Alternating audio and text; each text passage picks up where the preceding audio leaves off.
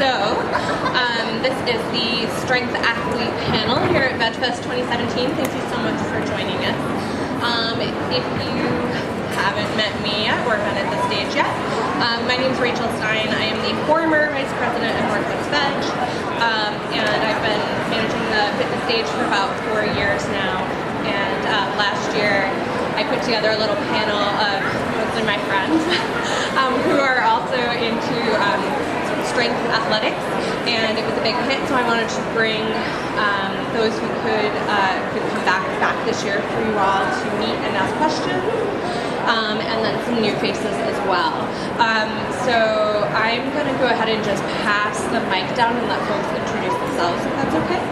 And then what I'm going to do is I'm going to ask a few questions, maybe for like, it always goes longer than we think, so maybe for like 20 minutes or so, and then I'll let the audience ask questions as well. So thanks everybody for coming. Anything specific you want to know in this intro? Okay. It's Mr. Hot Chocolate. Sure. My name is Alex Lannon. I am a power lifter, that's my sport, and I'm a coach at Liberation Barbell here in Portland. I coach Olympic lifting, powerlifting, and functional fitness.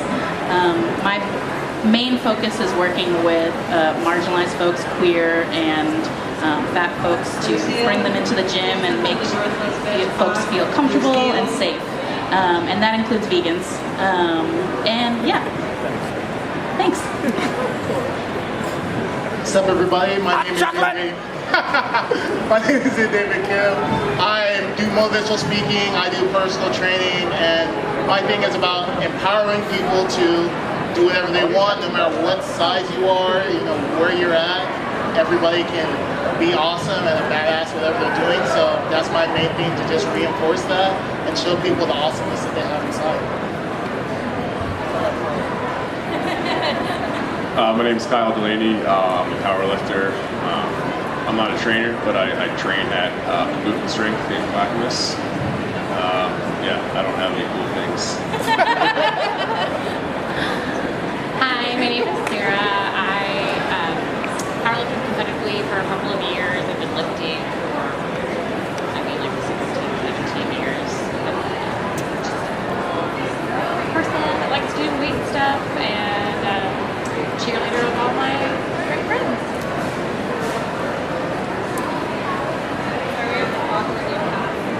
We're going to be awkwardly passing this microphone back and forth a lot. And as I said, I'm Rachel Stein. I'm a competitive powerlifter.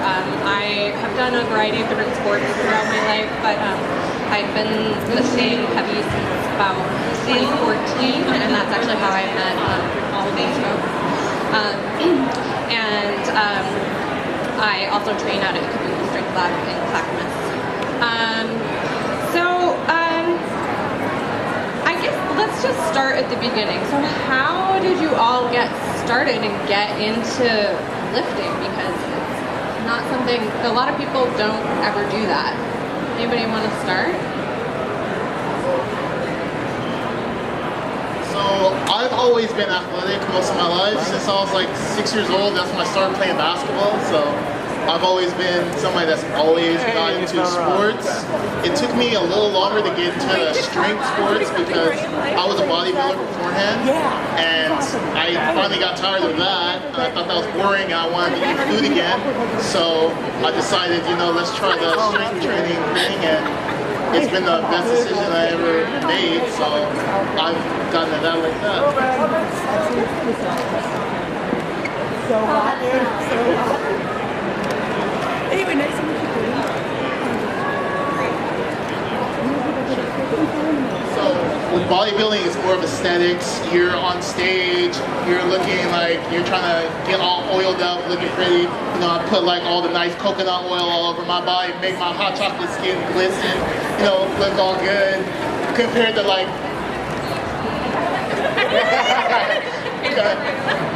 and then powerlifting is more of like, okay, I got these 3 lifts, I need to do these 3 lifts, and you know, I get attempts on each one. So the other one's not as fun. Well, for me personally, because I have somebody judging me and telling me that I might look really good to myself, but I might have somebody tell me, you're not looking that good. I just want to say thank you on behalf of Northwest Veg for all of the people who become new members today. You're awesome. A variety. I see so many of these bags, swag bags going, so that means we've got a lot of new people. So there's like a variety of different So thank you, in the world of strength athletics. So bodybuilders and powerlifters. I feel a little bad because we don't have a bodybuilder with us this year. Last year we did.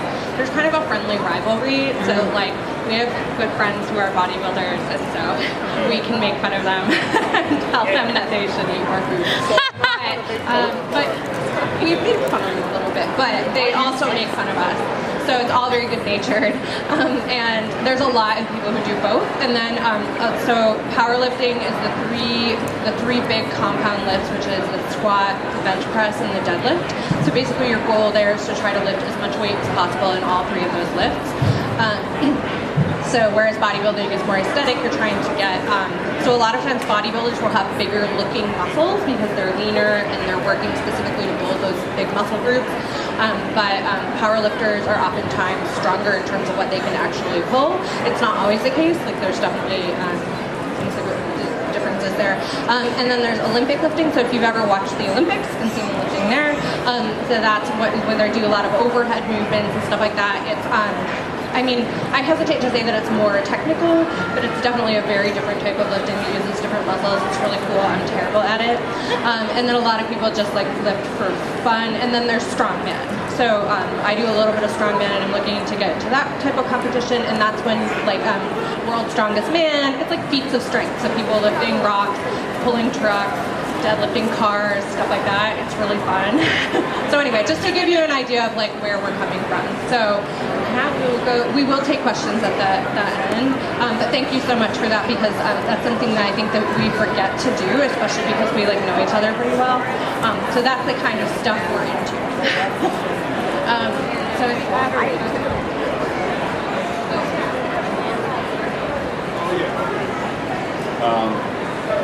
So I've kind of always been fascinated by just like big people.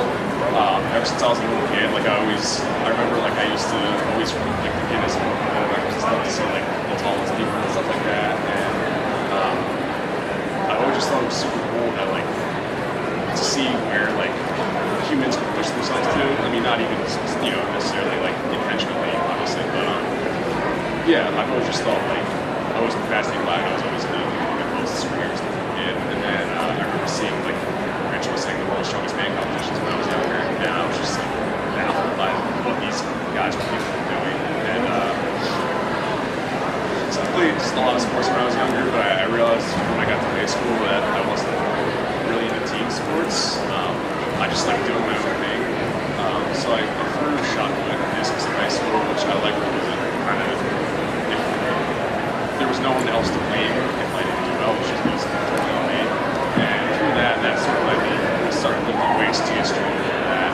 And eventually I realized I liked lifting weights more than I liked any other aspect of it, so I just kept lifting weights. I got serious about powerlifting. I started training probably 4 years ago, but I didn't have like a really powerlifting gym to train at until I moved here about 2.5 years ago when I started training at Community Strength. And it's cool to be like in an environment where everyone is crazy strong, and like you go from being like the strongest person in a commercial gym to all of a sudden you go to this really serious powerlifting gym. All right, like, hello everybody. Everyone is stronger than you. If you believe in the value of VegFest, please thank your Northwest Veg with your membership support. For $25, you'll receive a Veg swag. I was always like, I saw it on TV too, that I think also being a girl, I just like really just wanted to be a badass. And so I thought lifting was so cool. I didn't see a lot of women out there doing it. It was mostly like men that I saw. So I just started doing like home exercise tapes when I was like super young, and then I like moved into a gym. I ended up getting a trainer when I was like 23, and I think that's about the time that I started lifting heavy. And it was just so nice to like have that time to yourself, because I'm not a team sports person either.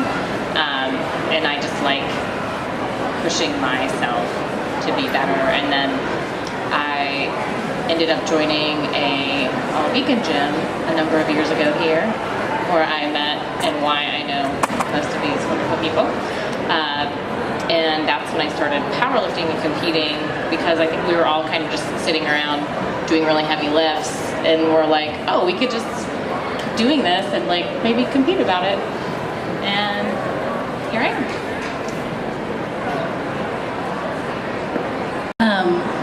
How did I get into powerlifting? I would say that I was definitely an indoor kid, not an athlete at all. Like, I was the kid who, my mom told me a story recently where I was in soccer when I was like 5 or something, and the coach was like, I don't know if Alex is they're off in the corner singing and running away from the ball. So I was like really not into it. And then, but yeah, as I was growing up, living in this culture where, people of size are looked down upon, and there's a lot of pressure to lose weight. I definitely had disordered eating and disordered exercising, where I was, on a treadmill for hours and hours and hours, and just that was how I would work out. And then I did some healing, went into recovery, got all that work done, and I started meeting folks who were like, you don't have to be on the treadmill. You have the body type to lift heavy. Like, you can lift really big, really strong. And that's how I got into powerlifting. I was like, oh, I'm actually really good at this. And then from there, I just got so into it that I was like, I want to be a coach, because I feel like I would have gotten into this sport earlier if I had found someone who looked like me and had my experience and didn't patronize me and talk down to me. So when I first found my first female coach who was really supportive and of my goals and didn't want to talk about dieting, that really changed my life. And I know you all aren't really here to see me, but but I have a microphone, so I got started. I guess I would say I was definitely an outdoor kid. I ran wild. I grew up in a suburban Michigan, and so I just was let out of the house in the morning and then was expected back sometime before midnight. So I did a lot of running around and stuff like that, but I never really found a sport that I liked. And it, because I grew up in kind of suburbia, well, it's actually a small town, but it's similar to suburbia. There's this big emphasis on the big sports that bring in all the money. So there's football and baseball and basketball and all that stuff, which is fine. And I did a little bit of that, but it wasn't my thing. And I actually grew up riding horses, which is I do not do anymore because I do not believe that it is a vegan pursuit. But it was an individual sport that I really liked. So I've always I've gravitated towards sort of less common sports. So I did equestrian, and then I did martial arts for a while. I studied Hung Gar Kung Fu for about 5 years, and then I decided I was going to be a distance runner, which did not last very long.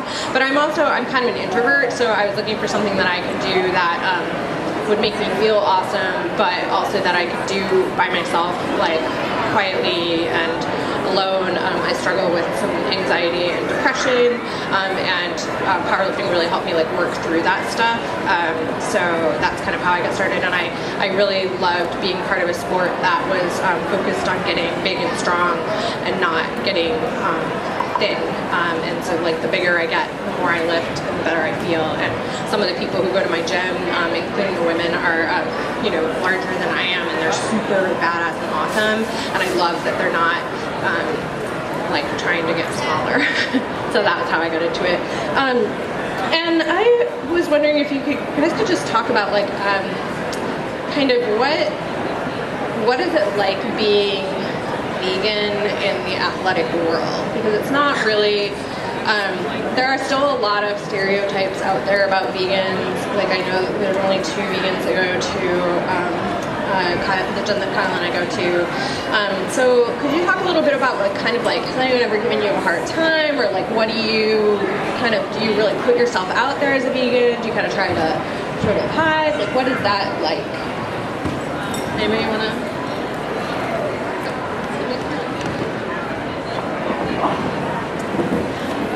So I've been vegan now for 5.5 years. I've been, like I said, lifting heavy for about 7. When I went vegan, I was definitely met with some resistance from people in the fitness community because I need to eat 200 million egg whites and every chicken breast in sight and spinach, and like that's just how you get strong is whey, which is totally, I mean, I guess you could do it that way, but it doesn't ethically fit my lifestyle, so I don't. I noticed when I went vegan that my recovery time went down, and I absolutely feel a million times better. I don't think that anybody that I run into just casually at the gym that sees me lifting often, unless they have a conversation with me, would like think that I'm vegan, which is great because if you can't tell, then clearly not missing out on like any protein or anything like that. I'm pretty open about it. You know, social media and whatnot, I definitely like try to have like a presence that is telling other people that like you don't actually need to eat all those egg whites, you don't actually need to eat chicken, like you can actually like, you know, maintain whatever your athletic goal is easily on a vegan diet. And it's 2017, you have so many options that are like delicious and wonderful, and like scientifically whatever they do to make that stuff for your body great, it's awesome. I think being vegan and lifting are probably the 2 best decisions that I've made for myself in my life.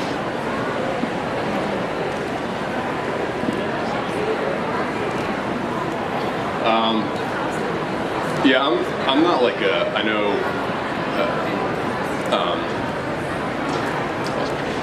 yeah, I'm not like a, I wouldn't call myself like a super outspoken vegan. Like, I'm totally down to talk about it anytime anyone wants to, but I'm not like, I don't post, you know, on my social media every day about it's something that like I can kind of like say I kind of let it come up naturally, if, you know, like in conversation. Especially with like at work, most of my life I've done like construction work or something along those lines, and there's definitely like anyone who's ever done it knows like there's a mentality that goes along with that, and like so when the guys that I work with find out that I don't eat meat or anything, they're like they don't understand, they're baffled, and like yeah, it's funny because like most of the guys that I work with are a lot smaller than me, and they're like, how do you, like, there's no way you can't get enough protein. I'm like, well, I do. Like, it's not, you know, it's not a debate really. It's not that hard. So yeah, I mean, you definitely get met with like different attitudes. Some people are just like being stupid, but I find that a lot of people are like pretty receptive and like they have a lot of questions, but it's just because they genuinely want to know like how and, you know, why, and, you know, what's the method. And I think it's really not that different from the way anyone else would do it. It's just, you know, you find substitutes, or I mean, you don't even need to really, but like you find substitutes for things that you like. But yeah, I don't know. I find that for the most part, people are pretty okay with it, or at least they pretend to be. I've never had anyone like give me a serious hard time. Like people like joke with me about stuff, but no one's ever been like told me I'm like an idiot for doing what I do. You know, I think people are pretty cool with it for the most part.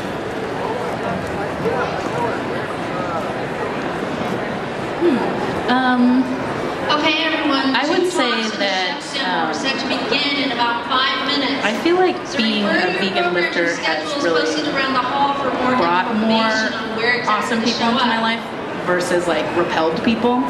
I think the more niche you are and the more like, you know, authentic you are to your own experience, like the more authentic relationships you're gonna have. So I think one thing I really love about being a vegan lifter and being a vegan coach is I have a lot of clients that aren't vegan, but they'll get vegan advice from me. And I'm like, this is the belt you get. There are no other belts, you know? And like, you know, these are eat Dandy's marshmallows right before you're gonna go to the platform, like, you know. And so I really enjoy that part. I think if anything, I've had more trouble with vegans who who have not been body positive than like non-vegans who are anti-lifting or anti-vegan lifting. Yeah.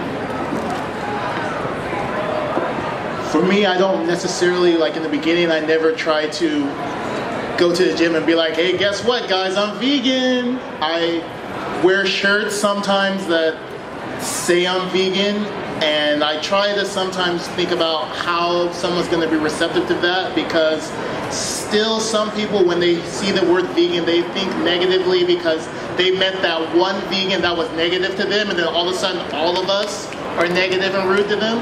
So this is going to be like a little shameless plug right now, but I would wear a shirt that's very non-abrasive. It doesn't even say vegan at all, like the shirt I have on right now, because it makes people think of what an animal is thinking, what an animal is or what eats, and it totally takes their mind off of veganism at all. But then you get the conversation going, and then plus I've learned that if you're really good at what you're doing, if you're strong in the gym, and if you have muscle, most people, they don't really like look at you like what the heck you're doing. I get most of the time people ask me like, what are you eating? What are you doing? I want to learn how to be strong and be like you, because when somebody sees somebody doing something amazing, they want to always learn, how do I do that? So I've never had any pushback from somebody telling me that, you're vegan, why the heck are you in the gym? It's more of, damn, you're vegan and you're strong as heck. It boggles their mind how you can be, but I mean, it's pretty simple. This will be the last question for me, and then I'll turn it over to you all, because I kind of see a lot of hands like hesitantly going up. But I just wanted to bring it back a little bit to, I don't know how to say this, but I guess I think that there's some issues in the vegan community, and that there's a lot of ideas that like you have to kind of look and present yourself a certain way to like market veganism. And I know that like I don't feel that I look that way, but it's something that I've struggled with. So I was just wondering, I mean, like for me, like my whole life and career and everything I do is kind of trying to bring like, intersectionality, and I want more, I want, people of color and queer people and fat people and everybody to feel like more like they belong everywhere. And I'm just wondering if you all could speak a little bit to like kind of what you've seen or any work that you're doing in that area, or just comments on that.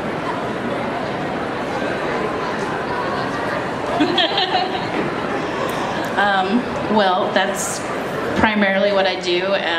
My business is Fat Chance Coaching, and then I work at Liberation Barbell, which is a body positive gym. And it really is important to me to make veganism accessible to everyone. I, for a long time, was vegetarian and wasn't vegan specifically because I saw advertisements that were like, save the whales, and it's a fat person. And you're like, that's not cool. Like, why would I want to be involved with a group of people that is treating me this way? So I'm, another shameless plug, I really like Compassion Co. because they make shirts that fit me. There's a lot of shirts here, unfortunately, that don't have plus sizes. So how am I supposed to show off my vegan pride if I can't wear the shirt? But they make like awesome pins that say some vegans are fat, get over it, So I think that if we can make it really abundantly clear that LGBT folks, people of color, fat people, people with disabilities are welcome in veganism, that's the work. And I think part of that work is really emphasizing that we're doing this for the animals and less about health, because it's like people get sick. Sometimes vegans get sick, and that's okay. And that's not the fault of their vegan diet. That's just like, shit happens. Stuff happens. Sorry. Close your eyes. Ears. Yeah, so I think anybody who's really interested in that work should definitely get at me, because it's a big passion project of mine. Mine is more of having people of color feel included in the community. Lately, with the word intersectionality, a lot of people get really negative to that when it's just meaning to be inclusive of everyone. It's not I'm better than you, or I don't care about what you're doing. It's just like, look, if you look on TV, we're going through some stuff, and we just want to show that help. That's it. We don't want to take away from what you're doing. So my big thing is being an African American male of color is to show that you can be vegan and be, any color. A lot of times people from minorities, we think that veganism is quote unquote a white thing or a rich thing. So then we decide we're not going to do that, and it's not totally fair to us at all as a community. And we need to be more inclusive of how we present veganism. We don't need to just go, it's easy to go vegan. Yeah, if you live in Portland, LA, New York, it's super easy to be vegan. If you live like in Kentucky or somewhere else like in the middle of the United States, it's not easy. And some people don't have a lot of money. And if you tell somebody, oh yeah, you can just eat rice and beans. Rice and beans get boring when you eat that every day. Everybody don't want to do that. So we need to change the language of what we're having. And what I've been doing and some of my other friends, we've had a panel called the Keeping It Real panel where we just have 5 African Americans out there talking and being positive and showing people that you can be vegan and you can be successful and you can want to do things and still be an advocate for the animals. Because at the end of the day, your health is important, but I don't do this for my health. I do it because I'm ethical for animals not getting treated horribly.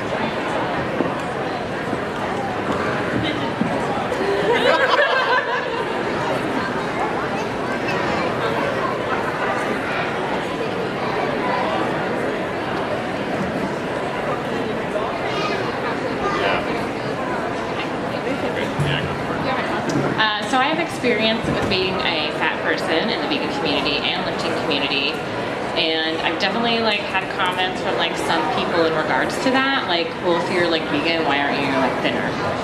And I'm like, well, that's really funny, but incorrect.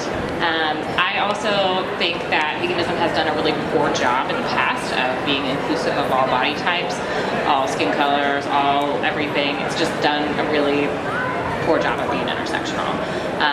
Even today, I could go on the internet to places that won't be named, and I could see vegans acting really poorly to all types of people, openly and without thought.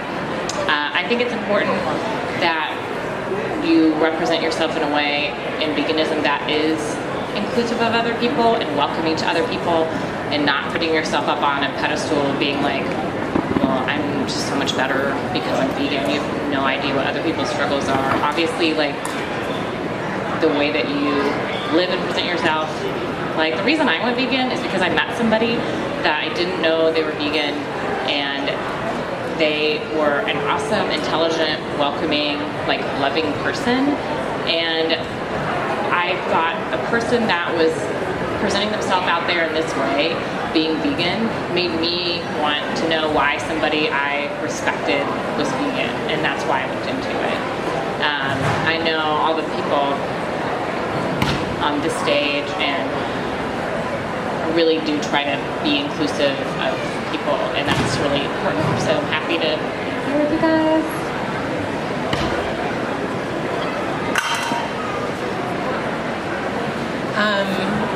Last word from me, because I have the mic. I'm in charge. It's just that I do think that veganism has been getting better. So I've been vegan for 12 years. I've been a vegetarian since 1997. So it's been kind of a long road, and I think that veganism has gotten better, and the more we can make ourselves visible. But at the same time, it's also not the job of people of color or fat people or people with disabilities or things like that to solve all the problems. So I think it's really important also for white middle class vegans to speak out about intersectionality and things like that, and that we can really do that through the fitness community in a lot of ways, because I don't have a lot of followers or whatever, but I have somewhat of my little platform, and some people have a bigger platform than I do, and I think I'm really proud to be here with all of you, because you're all great people. So I want to take some questions from the audience. So do you want me to bring the mic to you? Here. Well, first I want to say thank you very much because I had an idea in my head about this panel being a thing, and it wasn't that thing, but it has surprised me so pleasantly. And I appreciate and honor and see you for talking about intersectionality in the vegan community and in the fitness community and about marginalized people, because I'm feeling like a marginalized person and I'm not seeing myself represented, and I'm wondering, are any of you ladies mothers? Have you had any experience with being fitness-related people as well as vegans, as well as someone who is pregnant? Because I'm not seeing that representation anywhere, and I'm met with such opposition all of the time in telling anyone that I'm pregnant, and also telling them that, yeah, I plan on like running a half marathon in December, and I plan on, you know, not eating cheese. Like, that's been a struggle with me with aversions and things like that. But are any of you mothers, or maybe some papas who like have a partner who's vegan, or as people who work at gyms and are in the fitness community, do you have any experience with pregnant vegan women who want to remain athletic?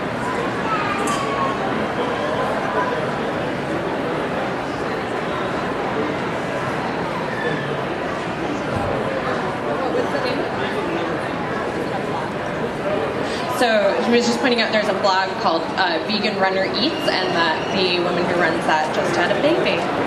Oh, wow, very new baby. So I was going to say that I'm not a parent, although I adore children, but there are a couple people that I wanted to, who are not here, who I'd like to call out as like awesome vegan mothers who have posted a lot of stuff about that. So Sarah Lee is a very good friend of some of ours. She's a kettlebell athlete. She's an incredible like world record-setting kettlebell athlete, and she lives in Oklahoma City. So it's also kind of cool to follow her because she doesn't live on the coasts, and so she lives in Oklahoma, which is not a place you think of vegans being. She has several kids, and she actually went vegan after, well, I don't know if you really want me to get into that, but for a very personal reason that she would be happy to talk about, but it's probably not my place to talk about, but having to do with her children. She has a great presence on social media, so she's a great person to follow on Instagram. Sarale. And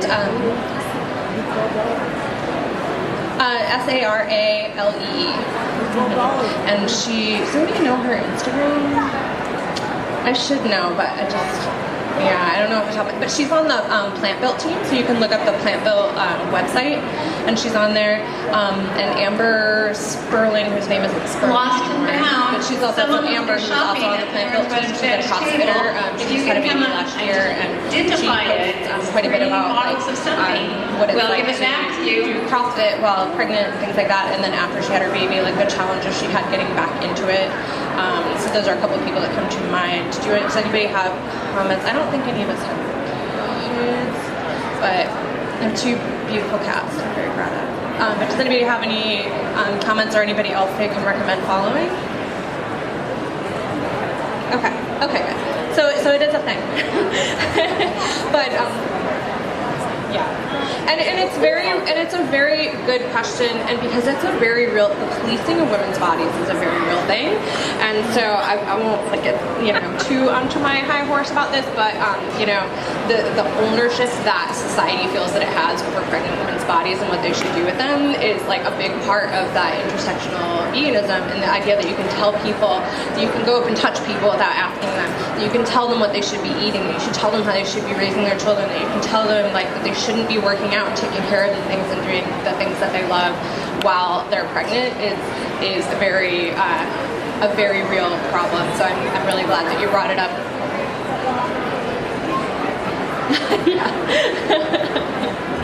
I try never to walk anywhere. For some people, that might be what their exercise is, and we can't put them down if they want to.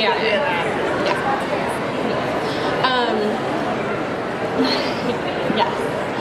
People should be able to do whatever they want and feel able to do. Any other questions for me?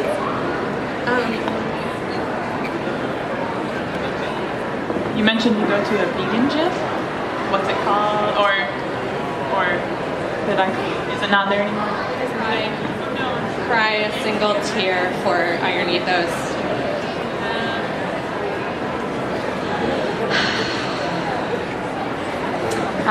It was a very happy place, and I loved it very much. And I met Rachel there, and I know all these people in some form or fashion because of little spider fingers off of that into the rest of my life. It's wonderful while it lasted. It was called Iron Ethos. Miss you. But like I said, I know Alex is very welcoming at her gym to vegans and all peoples. And I mean, there are gyms around town where we're spread out. You know, I go to LA Fitness, sorry. But I'm there, yeah, so if you see me around. I will say that there are more gyms that are more getting inclusive about it. Like for instance, a gym I really like this is not a vegan gym, but they're very open about it, is Ironside Training. They have a really good community there. If you're vegan, they don't care. They're just like cool, they embrace it, and they're very open with it. So there's a lot of other gyms that are getting more inclusive. And then like she's gonna talk about one I like, Liberation Barbell, but yeah, so Liberation Barbell is owned by two awesome queer ladies named Lacey Davis and Christina Calpiares, and both are vegan. So, and then I'm vegan, so basically everybody there is vegan, and we are super welcoming. Liberation Barbell is a barbell gym that we're at like 80th and Foster, and right next to the Portland Fruit Mercado, which is awesome. So you can get your fruit on before you go in there, get your coconut water. And yeah, so everything that we have in the space, like if we sell anything, it's gonna be vegan. All of the equipment is vegan. There's no leather anywhere, so that's really important to us. And like all of our recommendations for shoes or for lifting belts and things like that would be vegan.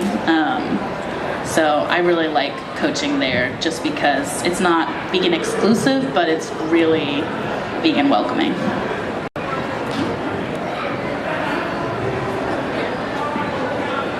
Thank you, everyone. My question is about the powerlifting. Does it help with bone health, arthritis, all that type of stuff? And I will pass this over to some of my friends, but I just wanted to give the little disclaimer that we're not health professionals, etc. But we're happy to talk about it. So does anybody have anything to say about that? Even after I said that?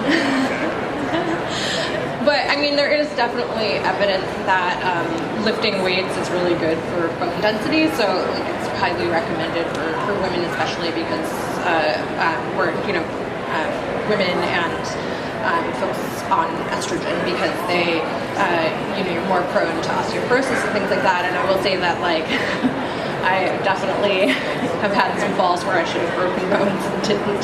So I attribute that to lifting heavy weight. But I don't know if anybody have anything else to say?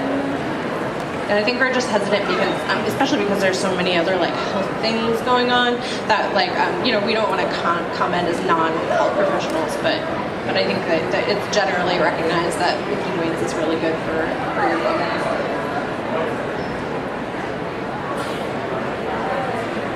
Oh, yeah. So the question was, has your health and strength personally improved? Anybody? I mean, I would agree with Sarah about like just my recovery time from lifting. Like it's so much better. I'm not as sore. I have so much more energy, and I sleep better. So, as a vegan, yeah, specifically, like the difference between lifting not vegan and then lifting vegan. And then I think the other thing is just like being able to, yeah, I think like now that I like pay attention to what I eat, like because I'm trying to be ethical, that I'm just eating more and eating more consistently and really taking care of my body, because I'm like, I want to lift heavy today, I can't just not eat. I gotta fuel. So treating my body like a machine a little bit more than something to feel negative about. I think when we have like the health question, people don't want to be like, yes, this is going to be the automatic cure. It's going to fix everything. So that's why when you kind of hear everybody get quiet about it, it's not like we're not going to sit. We definitely, working out is going to help out with you. But for some people, it might not. So we don't want to automatically say, yes, automatically, this is how it's going to be. And then you have that one person that's the outliner and then it doesn't work for them. Then it kind of makes you just look bad that you gave out this information. Somebody's going to be like, well, what about me? So, yes, working out is going to, any kind of movement I feel is going to help your body, because I feel like as human beings we're made to move our bodies. So we should be doing something that's moving. If you don't like to lift weights, go out and walk. If you like to do jumping jacks, do that. If you like, they just had jazzercise. I've never did it, but if you like to do that, do it. As long as you're moving your body and you're eating adequate amount of foods, then you're gonna help yourself. And then it can just alleviate less of it. It's not all cure-all for everything, but it can reduce your overall problem of maybe having worse health problems later on potentially.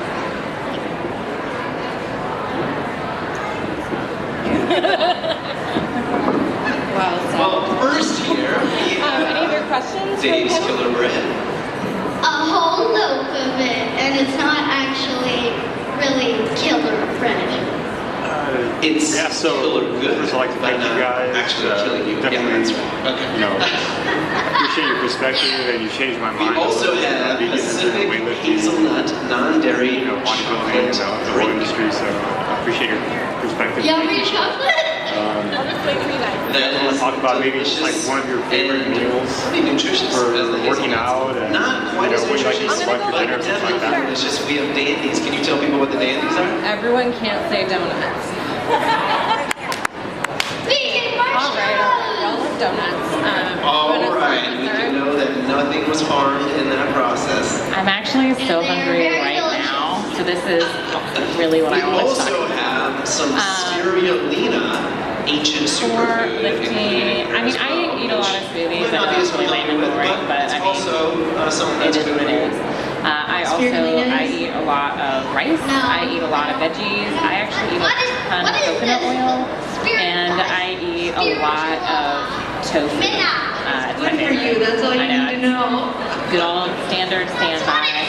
I mean, I do like a lot of the things that they have now, and but normally if I'm going to eat like the fun, like baked stuff, then I just go out and have some make it better than I could sadly burn it in a pan. So yeah, lots of vegetables. I just try to make sure that I eat enough like vegetables throughout the day, because I definitely can like get in a habit of being like tofu and rice and cereal and soy milk, and like my life is just beige after that, and so I try to eat a lot of different things. I try to get enough protein just super easy through, and I make sure personally for me, like if I don't eat enough carbohydrates, you won't want to be around me as a human being. So I try to monitor that, and I actually do a lot of intuitive eating now that I'm not competing. So I don't count my calories. I don't count any macros at all. I don't do that. I haven't weighed myself in 3 years, so I don't do that garbage anymore. I know that's not for everybody, but personally for me, as Nico's trying to eat it here, yeah, we're trying to let people know about it. Craving, like so when I come get it before I try Nico to make eats good it. decisions for healthy stuff.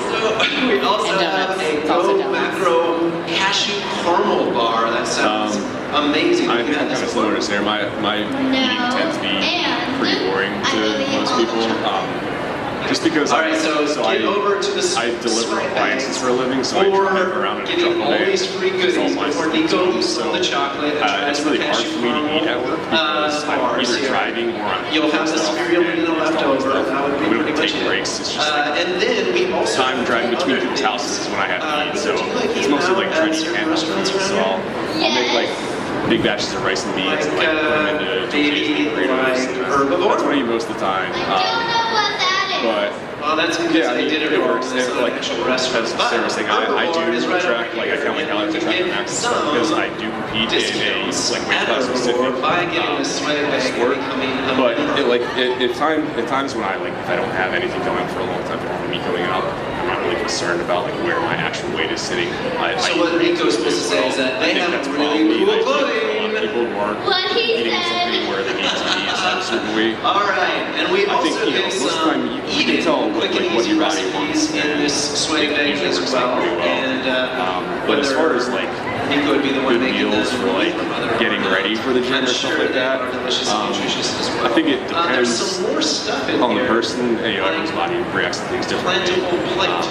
Personally, I like doing like bananas and peanut butter. Yes, sometimes and like good amount of carbs, like some fat to like kind of slowly metabolize. All right, and so you're going to get the benefit of a monthly discount to Plentiful Plate. A lot of people like for a long time, everyone's like, oh, the anabolic window, you have to eat, you know, 40 grams of protein after, you know, after workout. I don't really think that's, I think it's kind of up to this point. I think as long as you're eating like good foods throughout the day, you'll be fine.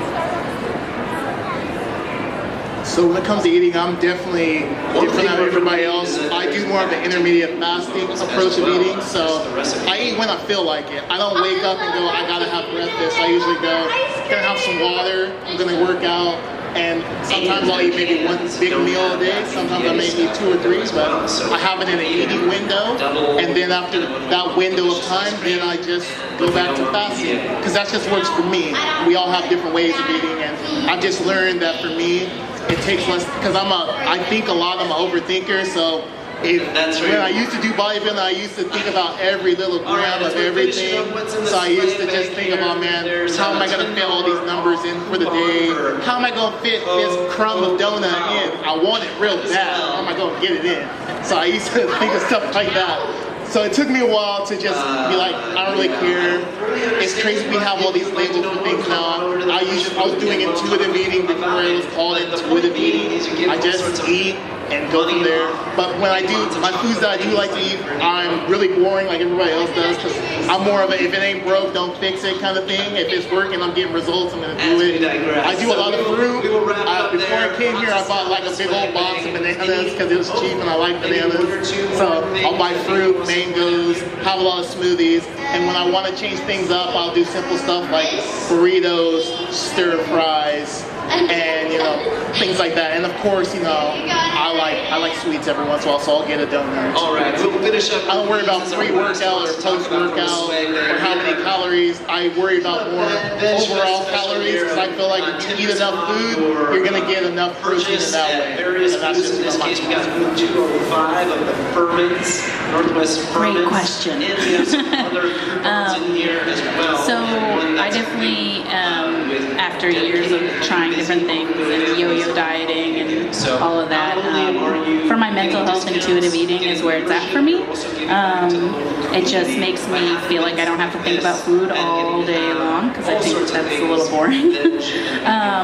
But in terms of what I eat like pre and post workout, I'm a big fan of like pizza toast, almond butter, that like apple honey, like the faux honey, and then slam it and go, and then doing some kind of like protein shake afterwards.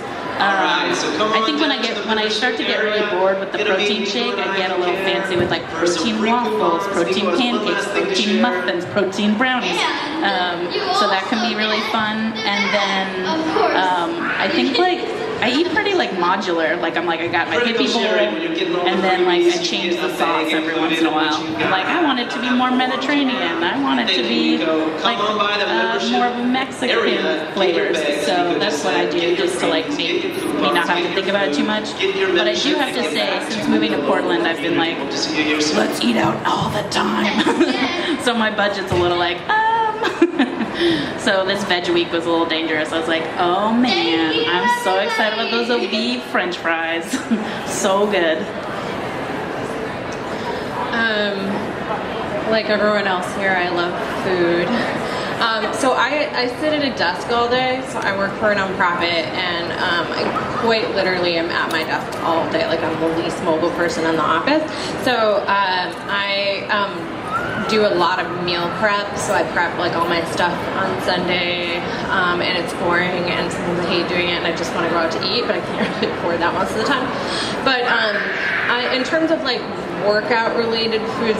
I mean, most of the people here have already said like kind of similar things that I feel about eating philosophy. So my most favorite thing to have a couple hours before I go to the gym is a bagel, because it's nice and carby and dense, and it kind of gets me like full enough to do that. And I'm Jewish, so it's kind of my thing. I actually make my own bagels.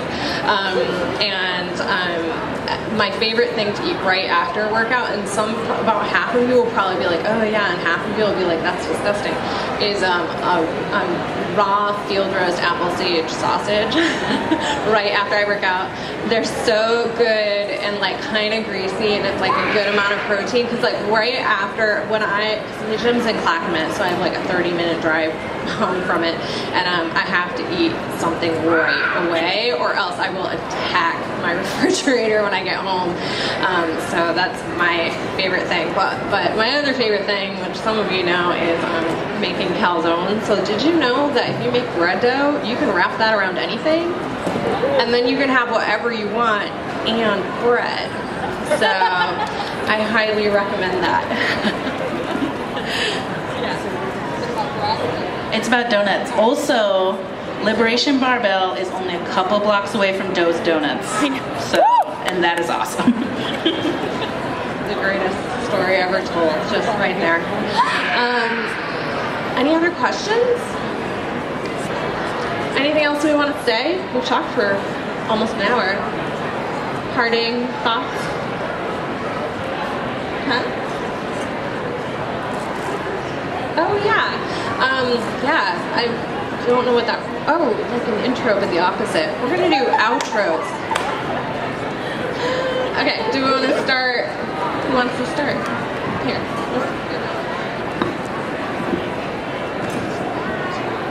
I would just like to say thank you, Rachel, for inviting me to be on this panel. I did it last year. I really enjoyed it. Thank you guys for all coming out and listening to us talk and making me feel like I know about what I'm talking about. I really appreciate it. Thank you. Yeah, I also want to say thank you to Rachel for asking me to do this again. I was here last year, and it was really cool, and it's been awesome again so far this year. And thank you to all of you for coming out and participating.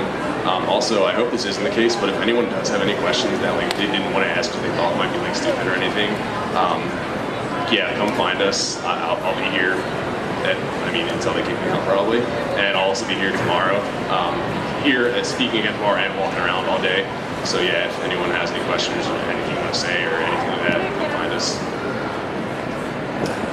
Yeah, what they said, we'll be around. I'll be at the Crazies and Weirdos booth. If you have any questions, I'll be over there. But